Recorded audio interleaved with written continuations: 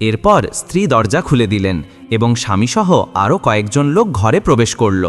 ভেতরে মহিলা চাদরে জড়িয়ে বসেছিলেন। লোকজন ঘরে ঢুকতেই তিনি প্রথমে মাথার কাপড় সরালেন। তখন সবাই হতবাক হয়ে দেখল তার মাথায় একটি চুলও নেই। শুধু তাই নয়, মাথার চামড়াও নেই, শুধু হাড় দেখা যাচ্ছে। লোকজন প্রশ্ন করল, তোমার চুল কোথায় গেল?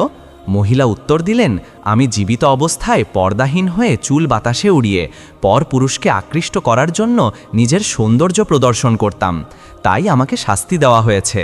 ফেরেশতারা আমার প্রতিটি চুল উপড়ে ফেলেছে আর চুলের সঙ্গে চামড়াও ছিঁড়ে নিয়েছে। এজন্যই আমার মাথায় আজ কিছুই অবশিষ্ট নেই।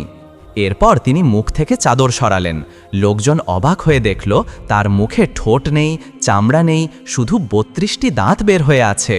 ভয়ঙ্কর সেই দৃশ্য দেখে তারা প্রশ্ন করল, তোমার ঠোঁট আর মুখের চামড়া কোথায়? মহিলা বললেন, আমি জীবিত অবস্থায় অতিরিক্ত মেকআপ করে বেপর্দা হয়ে চলাফেরা করতাম, মুখের সৌন্দর্য প্রদর্শন করতাম, এজন্য আমার ঠোঁটগুলো কেটে নেওয়া হয়েছে।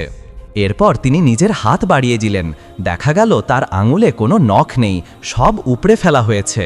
লোকজন জিজ্ঞাসা করল, তোমার নখগুলো কোথায় গেল? মহিলা বললেন, আমি নখে নেইল পলিশ ব্যবহার করে তা দেখাতাম, পরপুরুষদের দৃষ্টি আকর্ষণ করতাম। স্বামীর জন্য নয়, বরং নিজের সৌন্দর্য প্রদর্শনের জন্য এসব করতাম। তাই আমার মৃত্যুর পর আমাকে শাস্তি দেওয়া হয়েছে। আমার চুল উপড়ে ফেলা হয়েছে, ঠোঁট কেটে নেওয়া হয়েছে আর নখ তুলে ফেলা হয়েছে। এ কথাগুলো বলার পর হঠাৎ তিনি আবার বেহুশ হয়ে মৃতদেহের মতো শুয়ে পড়লেন। এত কিছু দেখার পর স্বামীর হুঁশ ফিরে এলো। দেখা গেল ভোর হয়ে গেছে। তিনি কবরের পাশে পড়ে আছেন। বুঝতে পারলেন সারা রাত তিনি বেহুশ ছিলেন আর এই ভয়ঙ্কর দৃশ্যগুলো তিনি স্বপ্নযোগে দেখেছেন। পরদিনই তিনি ঘটনাটি মসজিদের ইমাম সাহেবকে জানালেন। ইমাম সাহেব বললেন, আপনি যা দেখেছেন তা মানুষের মাঝে প্রচার করুন।